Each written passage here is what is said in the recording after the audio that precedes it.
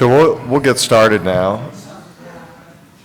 My name is Bob Pursell. I'm the Vice President of Sales for Dragonfly Sales and Marketing Consulting. We're a sales representation agency, and we are 6 years old company, and we have a lot of contacts in the industry, and one of the contacts one of my favorite contacts is Andrea Lopez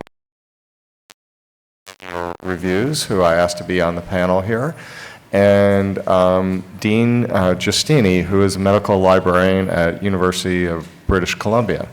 And this session is called The Art and Science of Selling to Libraries. You may have seen in the printed program, it was the art and science of selling libraries. So we're not going to talk about selling libraries here, but instead we'll talk about sales, namely institutional sales of journals to libraries.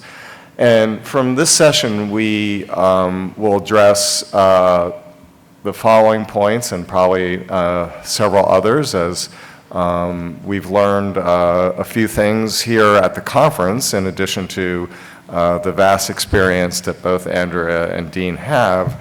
So we're going to talk about the sales cycle, from identifying the decision maker all the way through close, understanding the needs, roles, and basic organizational structure of a research library, and Dean will talk about that and other things that are really need to know information about the library and the librarian's perspective.